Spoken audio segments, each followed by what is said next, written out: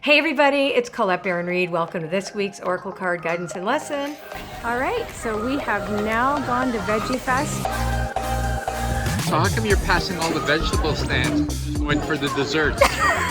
Banana cotton candy at Veggie Fest. Oh, we're now going to have a spicy chocolate drink. Now we're going to try vegan ice cream. I don't know what's in it, but we're trying it. Hi! Oat milk ice cream.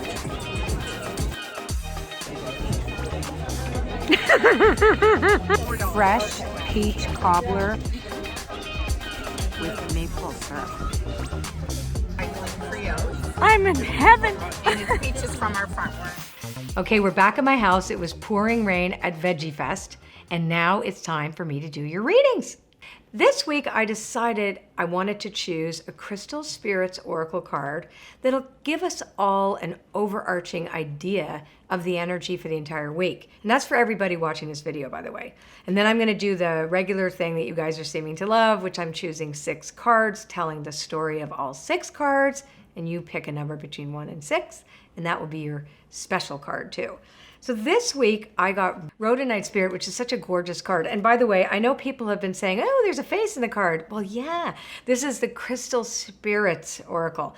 So we're really speaking to the energy, the consciousness of the crystals. So it's less about the geology about them, etc. It's more about that. I'm going to read this. So Rhodonite is all about relationships, harmony in relationships, reciprocity in relationships, generosity, and a way for us to really open up and let others in and also reach out to them. So I'm going to read you what it says in the guidebook. The essential meaning is harmony in relationships, easily connecting with others, generosity, reciprocity, discovering hidden talents to share with others. So that's the theme. Relationships basically are the theme this week, and harmonious relationships.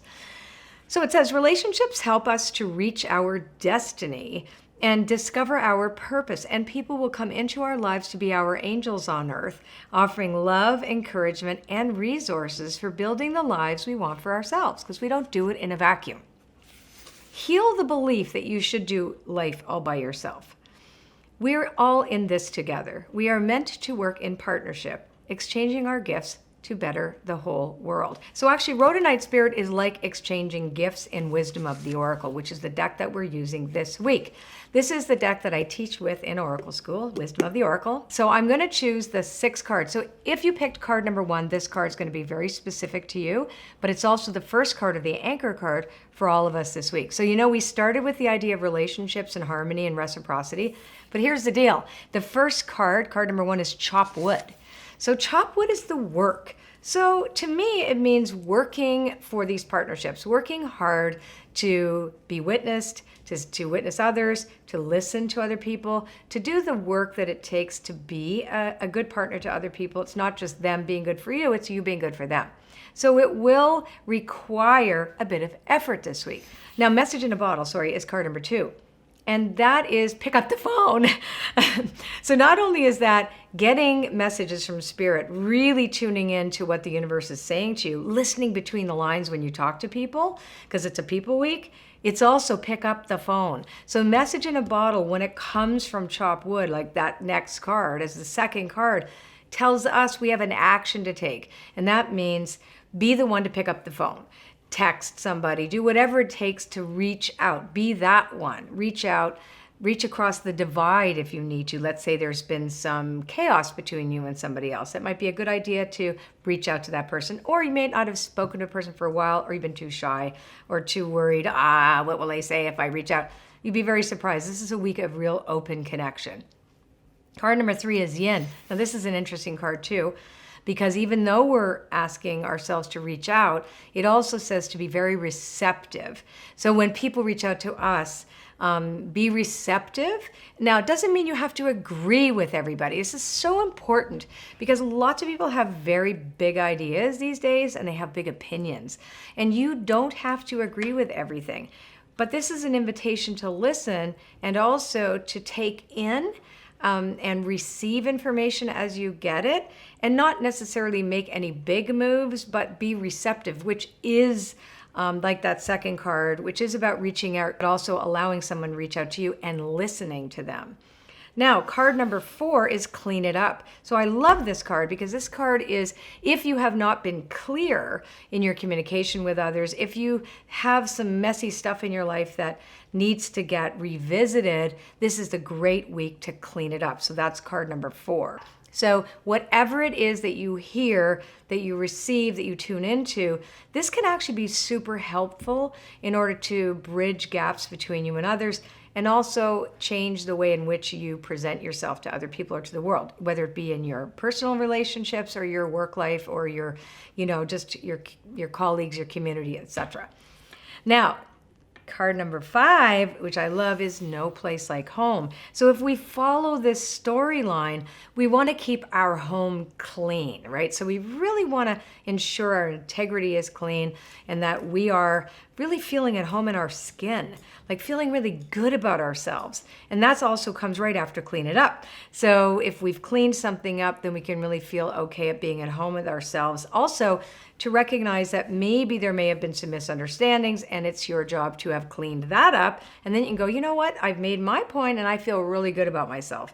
Or, you might have to actually clean it up, like declutter your house, right? Because it's the home card is right after that. So this is also one of those weeks where you want to simplify things, really simplify things. The last card, my favorite card, is higher power. You don't do any of this alone. Rhodonite spirit, as we started, was all about harmonious partnerships and relationships. Well, our first and primary relationship is to our higher power. It's not to ourselves or to other people. It's really to that vast consciousness. You can call it the conscious universe. You can call it God. You can call it the goddess. You can call it the divine matrix, just spirit, whatever you want to call it. The higher power is a partner to you. So you're always working in this partnership of reciprocity where whatever that you do, you think, you believe, you act upon is reflected external to you too. So the conditions of your outer world are not separate from you.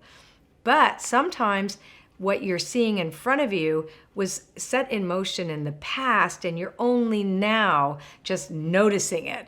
And so this card reminds you too that there's a higher purpose to everything and you may not know what that is in the moment. So step back, get reconnected to your higher power, and remember that that is your primary relationship and you're not here to please the world. You're here to be your most authentic, unique self. Puppy break! Say hello, Coco Doozy. Coco Doozy, are you Mama's baby? Ajabula? Yes. All right, guys. If you want to subscribe to my channel, well, actually subscribe to my channel because this is an awesome channel. And then what you want to do is click the little bell below. And if you click that bell, you'll get a notification. Oops. Oh, you burped. You'll get a I see the burpees. Oh, jo. You're going to get a notification, and that notification will tell you when my next video is uploaded.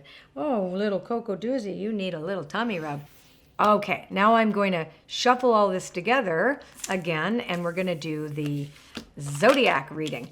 So what I've noticed, just judging from you guys writing in, that this works best for you, especially if you have a simpler way to see this, is just one card per sign. Those of you who are a little bit more sophisticated, you can also apply the cards that we pick to your rising sign or your ascendant and your moon. But this works beautifully if you just pick your sun sign. All right, let's go. Okay, so we're just going to start with Aries. I feel like Aries wants to go from the top. Aries, message in a bottle. Use your intuition.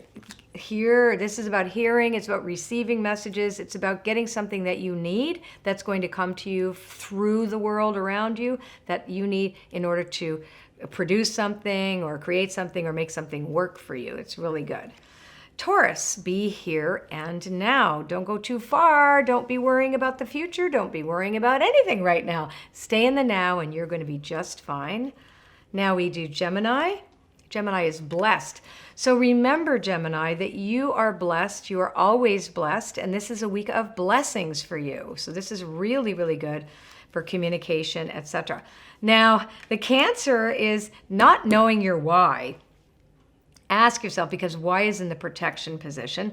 You really need to know what your motives are for doing something before you do it. So check yourself. You may not have super clean motives, and if you do, that's great, but it's asking you to slow down before you act or speak and check your motives for why you're doing it. Okay, Leo is be goofy. Happy is in the protection position. That just means you gotta not take yourself seriously at all this week, Leo. Just go have yourself some fun. Now we have Virgo, new life. This is great. So we know that Virgo is starting to feel like you're coming to something new. It is the time for starting something new. It's really, really positive for that. Now we want to look at Libra. Libra is to the sea. Just keep flowing with what you're doing, Libra. You're on the right track. And let's look at Scorpio, chaos and conflict. Now that's interesting because if you do this, for those of you who know the more sophisticated way of doing this, and let's say you decide before you look at this that you're gonna go, I'm gonna pick my progressed moon, for example. So my progressed moon is in Scorpio, chaos and conflict. Well, that means that out of chaos comes opportunity. So don't shy away from it. For the Scorpios, you don't shy away from this. This conflict, it may not come from outside of you. There's nothing to, like, no one's coming at you. But there may be some chaos, like positive chaos. What if you got a new job? What if something happened, or you met a new boyfriend or girlfriend, or you know, genderless friend, right? So maybe something, and then everything is like chaotic because you're like, oh my God, this is so great. So people have a tendency to think chaos and conflict is bad, but in fact, really, it's bringing you opportunity to see things differently and experience something new. So keep that in mind when you get that card. Now let's look at Sagittarius. Sagittarius, all that glitters in protection. So this is really about recognizing that if you want something for the sake of wanting it, may not be good for you, right? So it talks about something rotten underneath something very shiny. So really check your intuition if you're about to enter into something that you kind of have a funny feeling, or there's a red flag. Trust the red flag, it's not pretty. And now we have Capricorn, time for a nap. You must be overworked, Capricorn. It's managing your time and realizing that you can't be all things to all people, and you must take some time out for you. Let's talk Aquarius. That's interesting. Aquarius has Treasure Island in protection because that indicates a sense that, again, that sense of overwork, that you have to rush to the goal or do everything all yourself. And this is really asking you to relax a little bit. That in fact, opportunities are always there for you. And it's something that you already have. It's not something you have to find outside of you. And last but not least, we look at Pisces. And Pisces is time to go. So this is the card of discernment. So when you get time to go, it says that you might be, say you stayed in a relationship too long. It's like staying at the party too long. You got to go home. You might be realizing that you're banging your head against something and it's not working out. It's time to go. Same thing with about discerning what is for you and what is not for you. That's really important too. And it's a beautiful card for journeying or moving forward when you know it's time to leave a past situation, even the way you think, leaving the way you think behind and looking at something uncharted, new, and wonderful because it's a new adventure. All right, guys, if you like this video, subscribe to my channel, click on that bell. You'll see puppy breaks every week. You'll see me eating food. Goat yoga is coming up. And it'll be fun. It's a pleasure to do this for you every week. And we love to read your comments. Take care. They have apple pie. I think I'll have that. But you just got an apple crisp. No, that was a peach cobbler. I had peach cobbler, Mark. It's very different than apples. There are videos all over YouTube of people just eating. So we would do one of our own.